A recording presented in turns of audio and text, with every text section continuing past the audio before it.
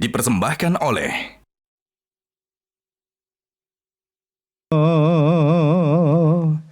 Namo Panse Sejama Nifa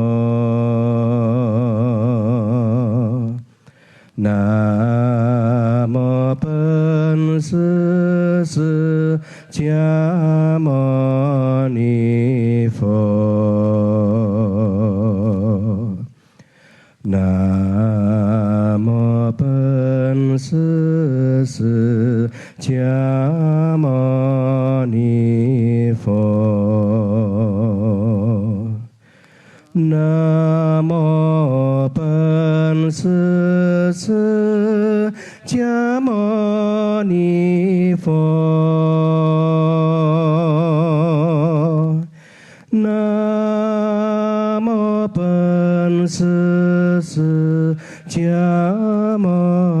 Nifa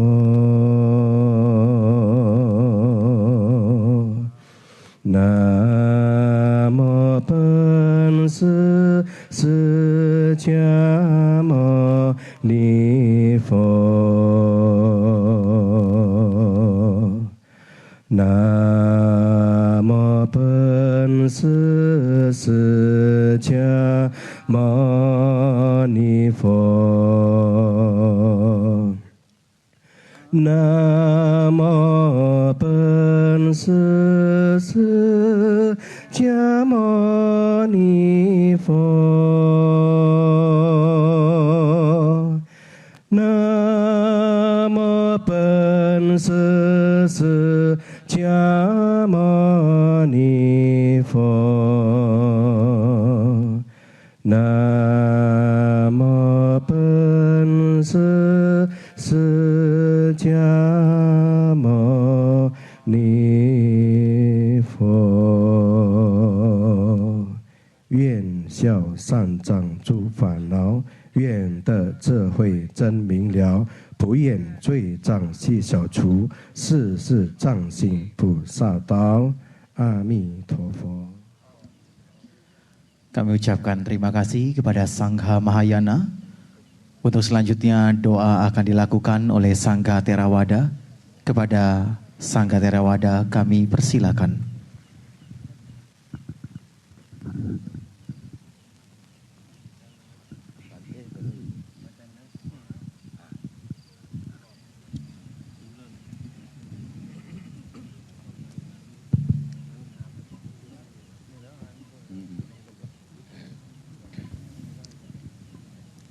Hadirin yang kami muliakan, marilah kita tenangkan batin untuk memuja kepada Yang Maha Mulia Sang Buddha Gautama dalam suasana yang hening, bahagia, dan penuh berkah di dalam hati kita semuanya. Doa kami untuk Anda sekalian yang telah berkumpul di sini dengan penuh semangat dan keyakinan dalam Buddha Dhamma. Namun sebelumnya kita perlu ingat ajaran Buddha secara singkat dulu. Ajaran Buddha yang diajarkan kepada umat Buddha seluruhnya secara singkat adalah: 1. Tidak melakukan kejahatan. 2. Lakukan kebajikan. 3. Sucikan hati dan pikiran. Itulah ajaran dalam agama Buddha. Dalam dunia ini tidak ada satupun yang menyamai dengan Sang Buddha, Dhamma, dan Sangha. Oleh karenanya, hidup kita akan bahagia tidak tergantung dengan hanya doa saja. Tetapi Ya, pemirsa, Anda kembali lagi bersama kami di live event Waisak. Kali ini menunjukkan pukul 23:08 waktu Indonesia Barat.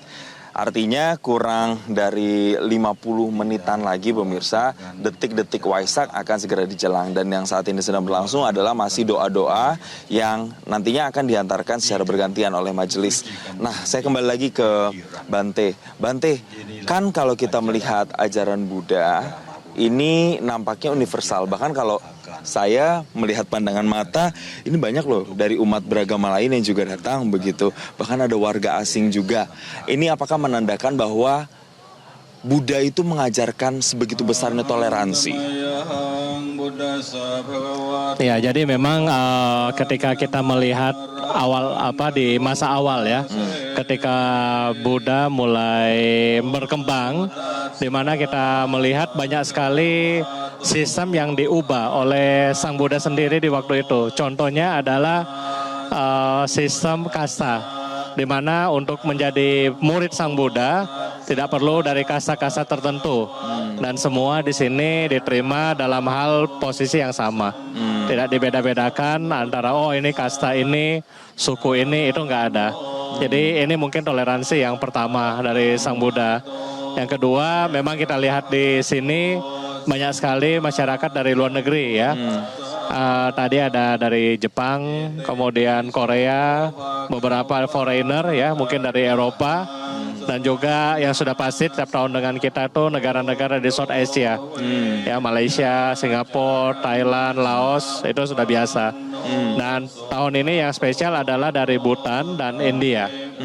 Jadi mereka semua datang untuk bersama-sama dengan kita berdoa di hari Waisak ini di Borobudur. Ya, ini saya baru mau tanyakan Bante, karena ada biksu dari India tadi, His Eminence Gyalton Rinpoche, kemudian ada juga yang dari Taiwan, Jincheng, kemudian juga ada yang dari tadi Jepang itu sendiri.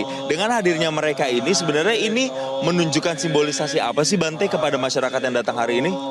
Ya, jadi sebenarnya kalau kita melihat bahwa Borobudur ini bukan milik agama Buddha tertentu, tetapi semua yang beragama Buddha merasa ya ini adalah bagian dari dia, sehingga bisa datang khususnya untuk beribadah di sini. Nah, kemudian ini yang dari dalam internal agama Buddha ya. Jadi bisa semua orang tuh bisa datang di sini buat beribadah. Bante, kembali lagi ke tema besarnya. Tingkatkan pengendalian diri dan kebijaksanaan mewujudkan perdamaian dunia. Saya jadi teringat beberapa waktu belakangan banyak sekali gejolak secara global begitu ya. Kita lihat perang dari satu negara-negara lain. Kita lihat gejolak ekonomi, perang dagang dan segala macam. Apakah ini menandakan bahwa manusia itu masih belum bisa mengendalikan diri dan belum bijaksana sehingga kemudian hal-hal ini masih terjadi di sekitar kita? Ya, jawabannya paling gampang ya iya, karena kalau manusia itu bijaksana, kalau seorang pemimpin itu bisa mengendalikan dirinya, tentunya seorang pemimpin itu tidak memberikan statement-statement yang dapat rusuh ya, membuat viral dan akhirnya menyebabkan suatu kebijakan yang tidak bermanfaat banyak buat masyarakat. Nah, oleh karena itulah disitulah kita perlu pengendalian diri ini, Pak Jason. Pengendalian diri itu termasuk di sosial media juga nggak, Bante? Karena kita tahu sekarang kan eranya era media sosial. Apa-apa orang bisa langsung menuliskan komentarnya dengan bebas, kadang bahkan penuh. Kadang kalau komentarnya pedas, cenderung memaki misalnya. Itu kan berarti nggak mengendalikan diri kan, Bante? Nah, ini bagaimana supaya kita bisa menjadi masyarakat yang bisa mengendalikan diri? Ya, jadi memang kita melihat sekarang kalau komentar-komentar ya, terutama memang di medsos. Bante sendiri kalau misalnya lagi baca kayak Kompas atau ya media sosial, kadang-kadang yang kita lihat itu justru yang sedihnya itu di dalam komennya. Jadi kadang-kadang berita yang sesungguhnya tidak dibaca dengan lengkap, kemudian sudah dikomen. Dan itu jeleknya adalah mempengaruhi yang lain. Pada akhirnya semua orang itu akan merujuk pada komentar dia dan menganggap yang dia komen itu adalah positif. Dan ini akan menjadi bola salju yang pada akhirnya dapat menimbulkan konflik yang lebih parah lagi di masa mendatang. Itulah makanya kita harus benar-benar bisa mengendalikan diri ya. Bahkan sekarang jari yang tak terkendali aja itu juga bisa menyebabkan sebuah kericuhan begitu ya, sebuah permasalahan kalau kita nggak kontrol. Nah, Bante, kita berpindah lagi ke hal lain. Ada banyak sekali rangkaian ya selama Waisak ini. Kalau saya lihat mulai dari tanggal 5 kemarin ya, nanti sampai dengan tanggal 13. Salah satu yang paling melekat adalah misalnya ada air berkah, kemudian ada juga api abadi, umbul jumprit dan segala macam. Kalau kita bahas satu-satu, kalau dari air berkah itu sendiri, Bante, ini bisa dijelaskan apa sih sebenarnya makna yang bisa kita pelajari, kita ambil ketika melihat rangkaian prosesi itu, Bante? Ya, jadi kalau air ya memang sarana puja dalam agama Buddha salah satunya air. Air ini memang kita ambil di jumprit. Nah, kemudian dari sana dibawa ke Mendut ya, Candi Mendut untuk didoakan. Kemudian tadi saat prosesi perjalanan dari Mendut ke sini, air-air ini kemudian dibawa dan didoakan kembali di altar. Fungsinya apa? Fungsinya air ini simbol dari kerendahan hati, ya, di mana ketika air kita taruh di dalam bentuk wadah apapun, dia akan berubah sesuai dengan wadah itu. Nah, di sini kita melihat suatu kerendahan hati. Dan kemudian yang kedua dari air ini adalah dia adalah simbol kehidupan. Di mana ada air, di situ ada kehidupan. Apakah air ini akan menjadi buat tanaman, buat ikan dan seterusnya. Dan yang ketiga, dengan simbolis dari air ini digunakan dari zaman Sang Buddha dulu sampai sekarang. Kalau kita melihat di India, mereka banyak menggunakan sarana air untuk puja. Tujuannya untuk apa? Untuk digunakan untuk dipercikan sebagai blessing buat umat-umat. Ya, nanti mungkin setelah doa-doa ini akan ada blessing dari biksu dan kita bisa melihat yang digunakan adalah sarana air. Sarana air ya, itu kemudian sarana membersihkan berkat, kemudian ada juga sumber kehidupan tadi ya. Itu air. Tapi ada api juga, api abadi kan sebutannya itu, Bante ya, yang disemayamkan juga di Candi Mendut kemudian diarak menuju ke sekarang nih ke Candi Borobudur. Nah, itu maknanya apakah beda lagi atau seperti apa tuh, Bante? Kalau makna dari api itu sendiri sebenarnya kalau kita mempelajari secara harafiah arti kata Buddha, Buddha itu adalah orang yang sadar, orang yang tercerahkan. Mengapa dia tercerahkan? Karena dia terbebas dari kegelapan batinnya sendiri. Oleh karena itu, Dharma yang dianggap ajaran dari Buddha ini seperti cahaya, seperti pelita yang menerangi dunia ini. Nah, ini adalah simbolis daripada api. Dan kemudian api bersifat menghancurkan. Apa yang dihancurkan? Yang jelek-jelek dalam diri kita dibakar. Ya, jadi kita bukan terbakar karena kemarahan, tapi kita punya yang jelek-jelek di dalam hati, dalam pikiran, dalam batin ini yang dibakar oleh api. Nah, jadi api juga sama diambil dari Merapen, kemudian didoakan dan dibawa ke sini. Jadi kalau tadi kita melihat lilin yang di belakang ini menggunakan api yang kita ambil dari Merapen. Api yang sudah diambil dari Merapen dan disemayamkan di Candi Mendut kemudian dibawa ke sini begitu ya. Nah, artinya kan jangan sampai salah paham nih masyarakat. Adanya api itu bukan untuk membakar amarah begitu tadi ya, Bante ya. Tapi harus membakar yang buruk-buruk, yang jelek-jelek, sifat-sifat jelek dari kita. Tidak hanya ada air berkah dari umbul jumprit, kemudian ada api abadi, tapi juga ada pindapata. Nah, ini apa lagi nih, Bante, yang kita bisa maknai, nilai-nilai yang bisa kita ambil? Ya. Jadi kalau pindapata ini adalah kebiasaan ya, kebiasaan daripada samana yang ada sejak di zaman Sang Buddha dulu. Di mana para samana atau pertapa, mereka kan tidak punya apa-apa, tidak punya dapur, tidak punya bahan untuk memasak dan tidak boleh memasak. Jadi apa yang dilakukan? Mereka menggunakan pata. Pata itu adalah bowl, alat makan, seperti mangkuk makan. Kemudian dia berkeliling dari rumah ke rumah, dan di situ umat yang memiliki devosi berdana makanan sesuai kemampuan umat itu. Ya, dan makanan ini kemudian diterima secukupnya, dibawa pulang ke wihara, kemudian dimakan. Ya, jadi itu untuk makna daripada pindapata. Yang kedua, makna dari pindapata mungkin yang bisa kita lihat adalah apa? Di mana para biksu memberikan kesempatan, ya, memberikan kesempatan kepada umat-umat untuk melakukan suatu kebaikan. Ya, itu yang dilakukan oleh umat-umat untuk pergi ke sana, pergi keluar untuk mendapatkan dana makan. Yang ketiga, melatih ego dari para biksu. Ya, kalau kita melihat para biksu itu adalah seorang tokoh agama yang biasa dipuji-puji oleh umat-umatnya. Tetapi ketika melakukan pindapata, biksu itu akan menjadi seperti pengemis. Ya, dia harus melepas sendal, kemudian berjalan untuk mendapatkan makanan. Jadi ini adalah melatih kita supaya kita tidak memiliki ego yang tinggi. Ini adalah makna dari pindapata. Ya, kalau kita dengar memang nampaknya sulit ya untuk kemudian dilakukan, tapi bukan berarti tidak bisa begitu Bante, karena banyak sekali pelajaran dan dampak yang bisa kita rasakan ketika kita melakukan ajaran-ajaran tadi itu. Nah, Bante, kembali lagi ke hal-hal unik soal Waisak ini.